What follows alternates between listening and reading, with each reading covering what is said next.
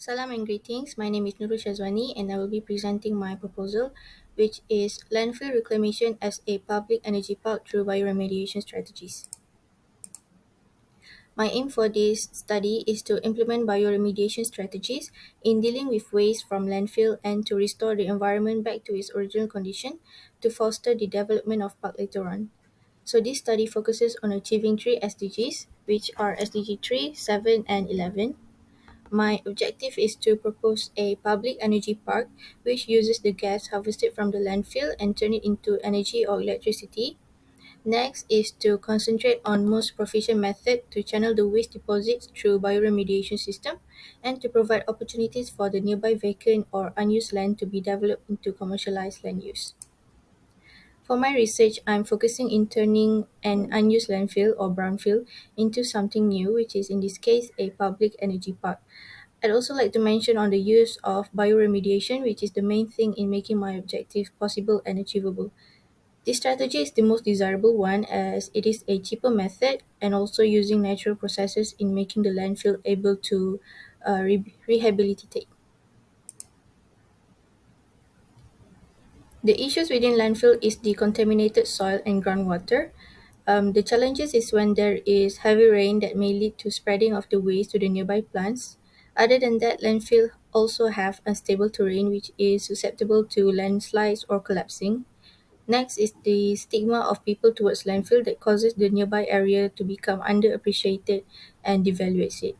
Therefore, I would like to eliminate the stigma by understanding my site's potential and opportunities, including harvesting landfill's byproduct and turn it into something beneficial. In making this research possible, I will be studying on environmental remediation, which will lead to the rehabilitation, regeneration, and conservation of landfill, which will ultimately be repurposed into a park. From this study, I hope to come out with an energy park that could save money as it is reliable to electric grid.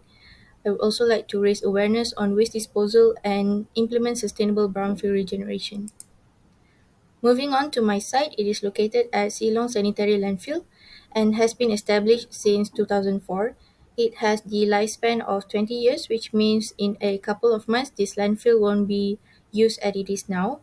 And based on RTD, it is located under Block Perancangan 4 within Kulai District, administered by Majlis Perbandaran Kulai. As of now, there are several facilities that is offered by them as shown in this picture. The reason why I would like to turn this site into a park is so that the surrounding community can have valuable green space and its own identity. And this is a rough timeline on what I imagine the process would be like. My method started from literature review, from journals, reports, RTD, etc., and site visit, in which I will also analyze the characteristics and significance of the landfill in terms of scenic quality, value of ecological, historical, and educational. To conclude, I believe this landfill has the potential in redevelopment instead of being brownfield and further worsen the surrounding community's health. And by proposing an energy park, it could provide households with electricity. My next proposal is Sungai Tiram rejuvenation en route for resilient riverscape design. I aim to rejuvenate the contaminated river into making it resilient and conserve the river environment for long term. And by that, I hope to achieve SDG 3, 6, and 14. My objective is to restore and revive the river and its ecology, providing natural treatment method and providing recreational activities that could improve human-nature relationship.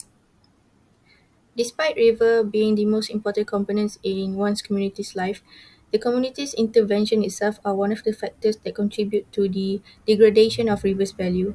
So, by making river resilient, it is important to protect things that we value for future generations. Issues that I have found are water pollution, flooding, and erosion that will ultimately lead to depleted aquatic ecosystem. Just like my first proposal, I will be focusing on making river resilient for flood prevention, proposing linear greenway that could improve health, social, and biodiversity, developing riverscape that leads to making it as a landmark and community's identity, and results into the community itself being resilient and can now recover, adapt, and improve for the benefits of future generations. From this study, I hope to build resilience against flooding, increase awareness towards water pollution, and enhance and preserve the ecosystem value. The site that I chose is Sungai Tiram. The river spans about 37 kilometers and it is a sub-basin of Sungai Johor. This river received the highest rainwater distribution, and one of the main cause of flooding in this area is due to the high tides that come from Sungai Johor, enter this river, but the water from Sungai Tiram cannot go out to flow back to Sungai Johor. The site is located under BP7 based on RKK Sungai Tiram and is administered by Majlis Bandaraya Pasir Gudang. And despite the river being under Johor River Basin Reserve, it should still be maintained as a green corridor to control erosion, pollution, and control development area. The methodology is basically the same as my first proposal except for the types of characteristics and significance value that I am looking for from this river. To conclude, I hope that this research could help Sungai Tiram in becoming a resilient river that not only benefits the community but also bringing back the biodiversity in the area. Thank you.